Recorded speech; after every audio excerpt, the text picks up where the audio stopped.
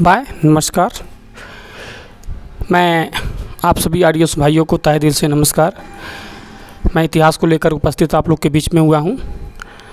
आज ये हमारा इतिहास बेसिक इतिहास को लेकर के मैं उपस्थित हुआ हूँ, जो क्लास 7 और 8 के बच्चों के लिए है और साथ साथ में उन सभी लोगों के लिए है जो अध्यापकों की तैयारी कर रहे हैं, टेट, सुपर टेट, यूपीएस जैसे जो भी तैयारियां कर रहे हैं उनके लिए भी ये इतिहास बहुत लाभकारी होगा। चलिए तो मैं शुरू करता हूँ समय ना लेते हुए एक शेर के साथ।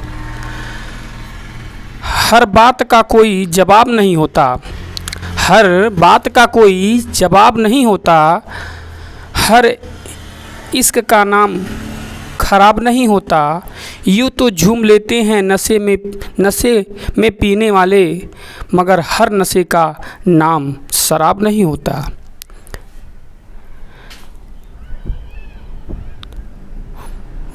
मदहोश चेहरों पर हजारों परे होते हैं, मदहोश चेहरे पर हजारों परे होते हैं, हंसती आँखों में भी ख्वाब गहरे होते हैं, जिसे अक्सर रूठ जाते हैं हम, असल में उनसे ही रिश्ते गहरे होते हैं। किसी ने खुदा से दुआ मांगी, दुआ में अपनी मौत मांगी, खुदा ने कहा मौत तो दे देंगे मगर उसे क्या कहूँगा जिसने तेरी ज़िंदगी को भीख में मांगे। हर इंसान का दिल बुरा नहीं होता, हर एक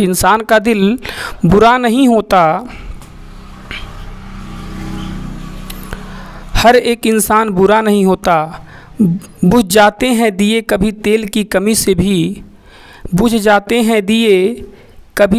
कमी से भी, हर बार कसूर हवा का नहीं होता।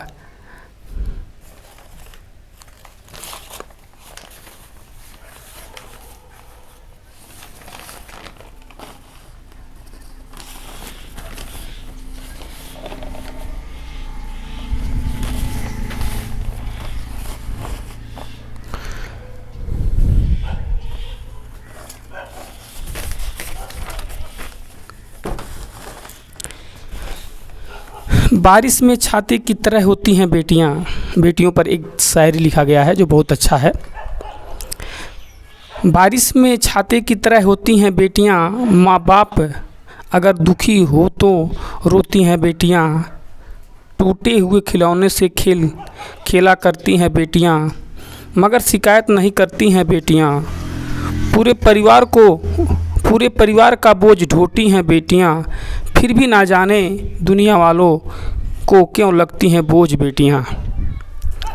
इसी शायरी के साथ मैं आगे अपने चैप्टर पे चलता हूँ। देखिए, आज हम एक टॉपिक को इम्पोर्टेंट और बड़े मज़ेदार टॉपिक पे बात करूँगा।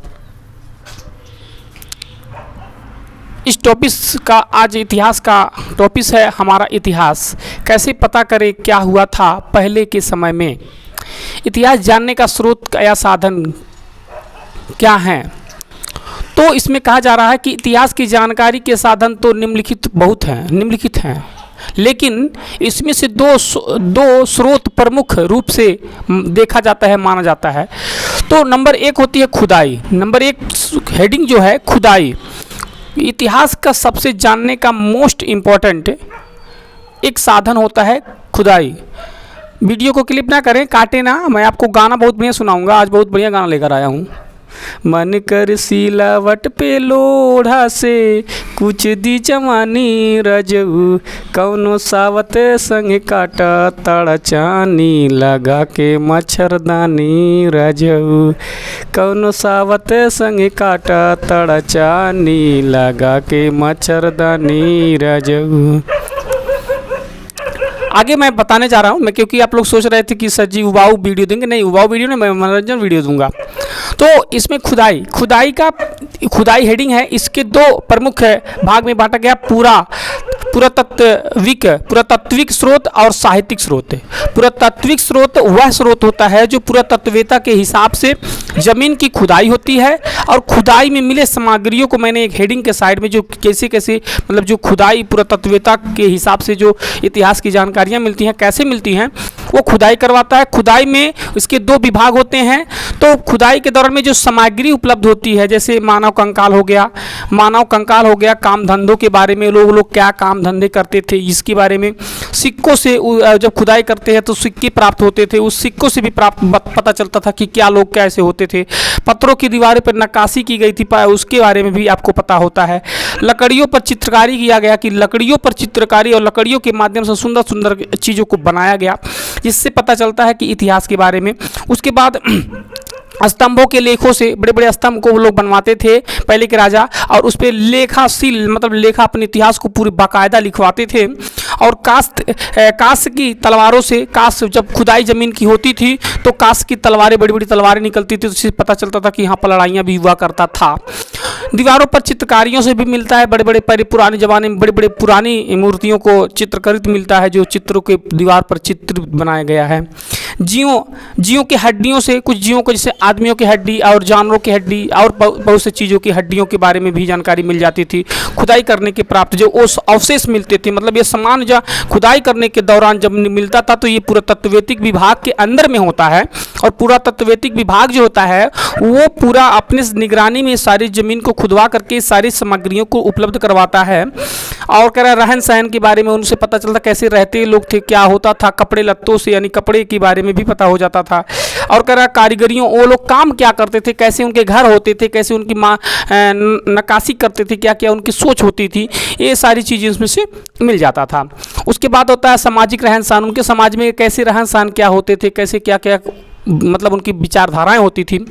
शिलालेखों से भी मिलता, शिलालेख मतलब पहाड़ों को कटवा करके लिखवाने का काम करते थे। तो रावल का और अजंता का गुफा जो आपको उदाहरण में मैं बता रहा हूँ, शिलालेखा जिसे मैं बोला, शिलालेखों से भी पता चलता है। तो शिलालेखों में भी हमारे इतिहास के बयां करती हैं।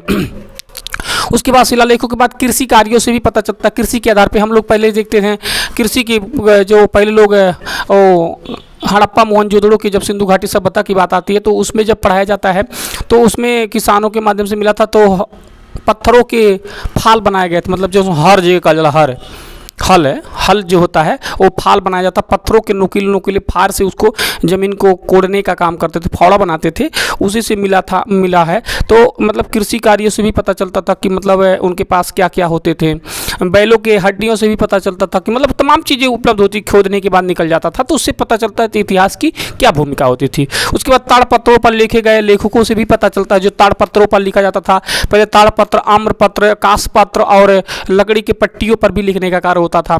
तो ऐसे इस तरह से लिखने के बाद पता चल जाता था कि मतलब क्या होता था।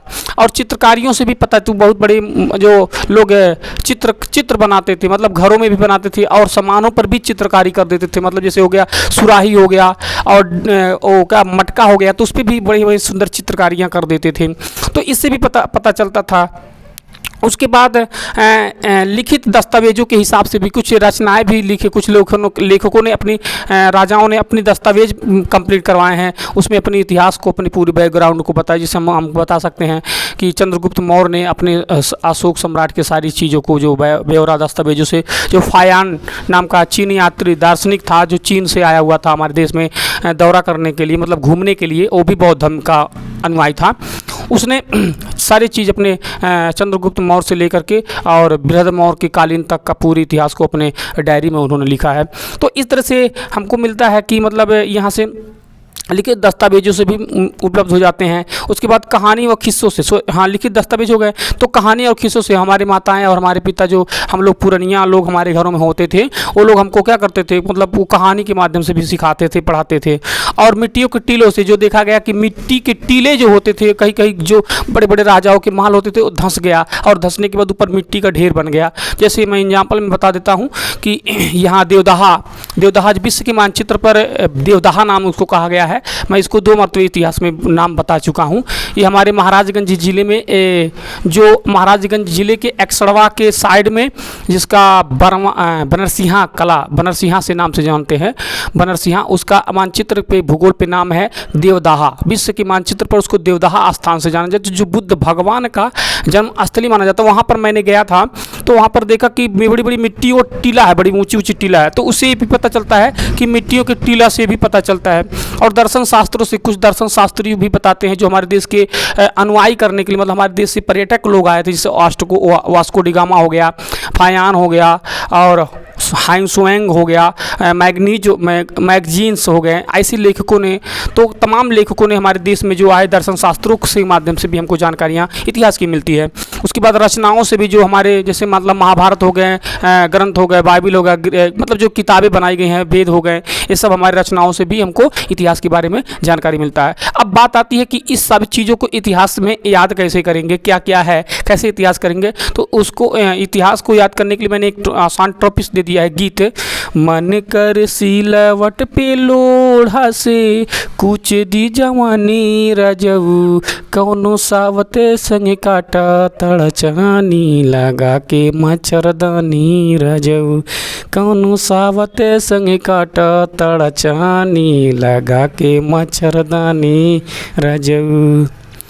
देखिए, अब यहाँ से मैं से मानव के कंकालों से मिलता था, कैसे काम धंधों से, सिलवट से, सिक्कों से, पैसे पत्थर के दीवारों से, लोढ़ा से मतलब लकड़ियों पर चित्रकारी से, और से स्तंभों के लेखों से, कुछ से मतलब कांस की तलवारों से, दी से दीवारों पर चित्रकारी से, जैसे जीवों की हड्डियों से, से रहन सहनों से, कैसे कारीगरियों से, सवत से मतलब सामाजिक रहन सहन से, संग से, शिला लेखों से, काट मतलब कृषि कार्यों के आधार पर, ताड़ा मतलब ताड़ के पत्रों से लिखा गया, से चांदी से मतलब चित्रकारियों से, और लगा से मतलब लिखित दस्तावेजों से, के से मतलब कहानियों से, मैं से मच्छरदानी मतलब मच्छरदानी मतलब मिट्टी के टीलाओं से, और दानी से मतलब दर्शन शास्त्रों से, राजाऊ मतलब रचनाओं से। तो ये रहा गीत के माध्यम से मैंने पूरे घटनाओं को, पूरे इतिहास को मैंने आपको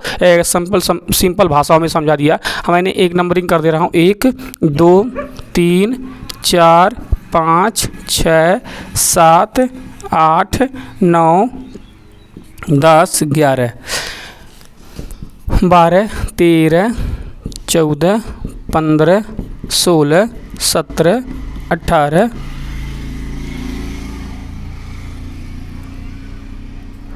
15 16 17 है, यह 18 19 20 21 प्रमुख घटनाएं हैं जिसको मैंने एक गाने के माध्यम से मैं आपको सिखाया और बताया। फिर से मैं इस गाने को गुनगुनाते हुए अपने वीडियो को एंड करूँगा। मन कर सिलवट पे लोढ़ा से कूच दी जवानी रजऊ, कौनो सावते संग काटा तड़चानी लगा के मच्छरदानी रजऊ, कौनी सावते संग काटा तड़चानी लगा के मच्छरदानी रजऊ।